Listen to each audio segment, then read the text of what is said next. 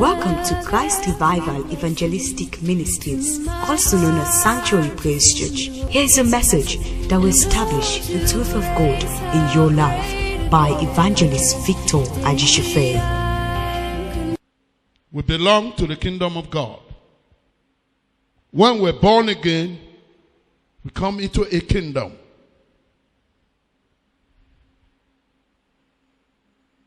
Therefore, it is not too much if you will have to change. After all, the Lord Jesus said, if it is your hand that causes you to sin, it is better to cut it off. If it is your eyes, it's better you remove it. He said it. Than for us to go to hell having our two hands intact. Because of course, when you go to heaven, you don't enter heaven maimed. The moment you enter into heaven, everything about you will be complete. Praise the Lord. Change of heart. In other words, we are looking at repentance as the doorway into the kingdom of God. That's why there are many people in church today who are not in the kingdom of God. Why? Because they have not gone through repentance. Repentance.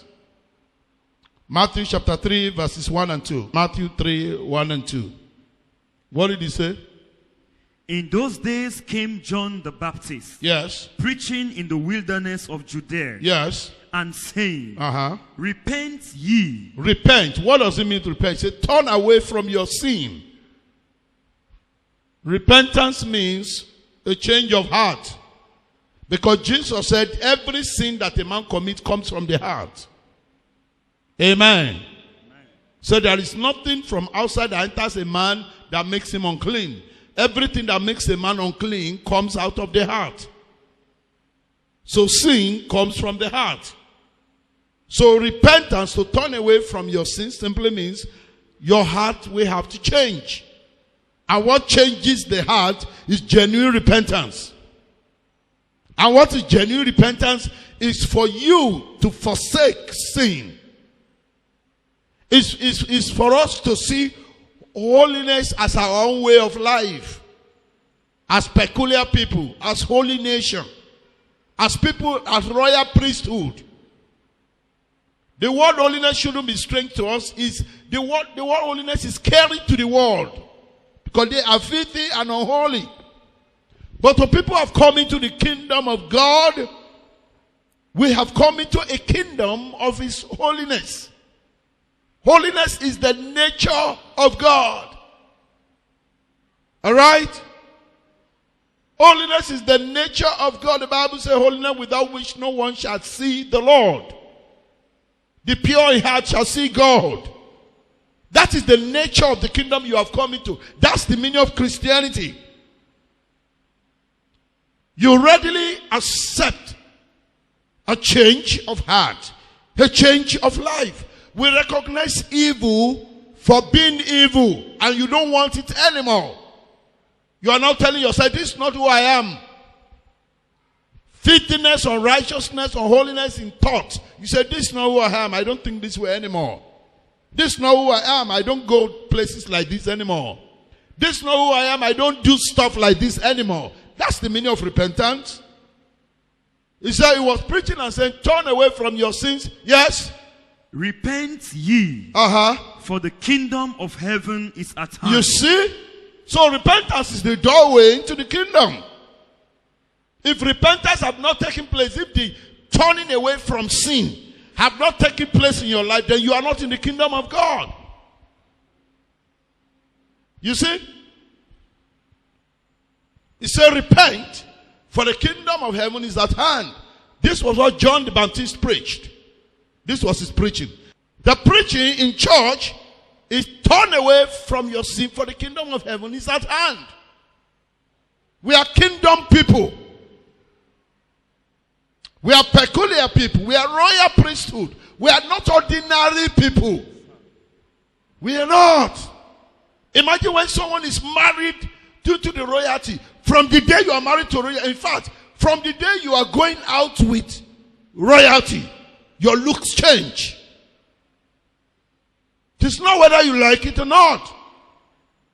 It is because of royalty. Because of you have become a symbol of the kingdom. And the symbol of the kingdom, you have a way you look. You don't look like commoners. A Christian shouldn't look like a prostitute. You shouldn't look like area boy. You shouldn't look like dog. Because you have come into a kingdom. Look at it. Turn away from your sin. Because the kingdom of heaven is near. Praise God. Hallelujah. I said praise God. Hallelujah. I'm only trying to show us, look at what John the Baptist preached, a forerunner of Jesus Christ. Do you know that you and I are forerunners of the second coming of Christ? My preaching should be preparing you for the second coming of Christ. The preaching of John the Baptist prepared the people for the first coming of Christ. Glory be to God. Hallelujah. The Bible spoke about him that they say, who are you? He said, I am a voice crying in the wilderness, prepare ye the way of the Lord. And look at what he was preaching. He preached repentance. And he announced the arrival of the kingdom of God. My brothers and sisters, stop running around, settle down, and learn exactly what the gospel is. Praise the Lord. Stop allowing problems of this life to chase you around. Establish yourself in the kingdom, and the kingdom will take care of you. Matthew 6:33, seek ye first the kingdom of God and his righteousness, and every other thing shall be added unto you. A lot of people are going through untold struggle, untold suffering, because you are not yet in the kingdom. And you are looking for the things that should follow you in the kingdom. When the heart has become cleansed and pure, when Jesus is living in your heart, your needs will be met. Do you know why? He guides you, directs you, he leads you, he tells you what to do. No matter what situation that you find yourself, all you need is a word from God. That's all. And when Jesus lives in your heart, you seek his face, he's going to speak to you. He has never failed once. But when Jesus does not live in the heart, when many people that you have in church, they worship him with their lips, but their hearts are far away from him. That's why you have a lot of confused people in church. Jesus said, those who receive my message, those who believe me, in me, I and my Father will come and live with him. He said, we will make our abode in him. In other words, I will come and live in your heart. So when Jesus lives in your heart, when Jesus was here with the disciples, they never had embarrassment about getting their needs met. They never had trouble with demons. Demons surrender to them. Demons bow to them. Why is it that a lot of people that are packed in churches today are people that demons are running after them? People who are confused. People who are confused, who are tired. I wonder what kind of Jesus you received. Because our Jesus is a living Christ. He lives in your heart. You should be the kind of person that you are faced with some complications in your office. You just close the door, you bow your head behind that desk, and you talk to him. And you speak to him. And instantly, the voice of the Lord will speak to you. Say, I will lead you, I will guide you, I will direct you, I will teach you what to do. That is where the miracle lies. Miracles happen when you receive the voice of God and do exactly what God tells you to do. The miracle will take place. Miracles is about you hearing the voice of God and doing exactly what he says. That's how miracles happen. So every child of God has potential to experience miracles every day. So how come that we now become people that are running up and down, and then you have heavy load on your head, something is chasing you? Huh? When the Bible says, come unto me, O ye that labor and are heavy, and I will give you rest.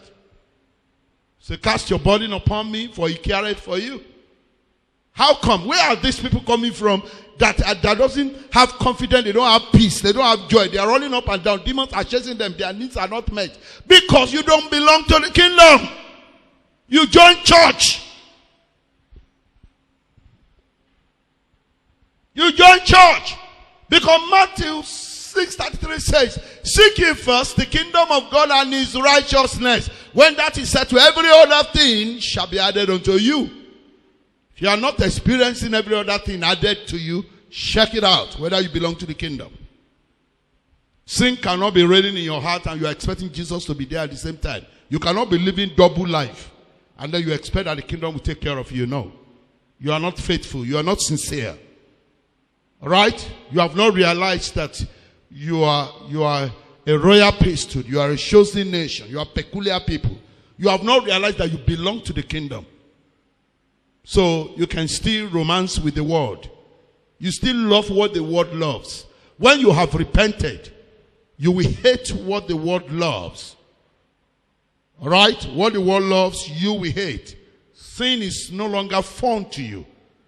Alright? Sin is a transgression against God. You know that sin is so dangerous that it can end you in hell. That's how you see sin. You no longer see it as fun. When you see sin as fun, that's why you hide to do it. When you see sin for what it is, that no, this is not the behavior of the kingdom that I belong to. This is not the word of God says about me. So that time, if the scripture says dress this way, you don't begin to rebel. Why must I do it? Because you don't. When you belong to the kingdom, your heart loves the kingdom things. If anybody wants to get your attention, tell me something about the kingdom. You are no longer looking for reasons. Stop looking for a reason to have your own way. Begin to love the ways of God. That is the proof of a change of heart. Not let us say, but this one is not bad. This is small, not big enough. I can see this is not bad. I said, don't look for ways to look worldly. Look for ways to be holy. Don't start defending that desire in your heart to look worldly. Stop defending it. If you are defending, you still not have the kingdom heart. When you already have the kingdom heart, what happens to you? You start loving what Jesus loves. To get your attention, the person has to be telling you, it has to be the kingdom standard to get your attention.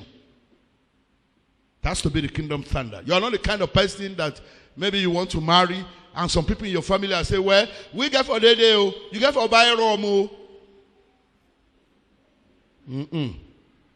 I tell them, sorry, I am a Christian. I don't give alcohol. I don't buy alcohol with my money.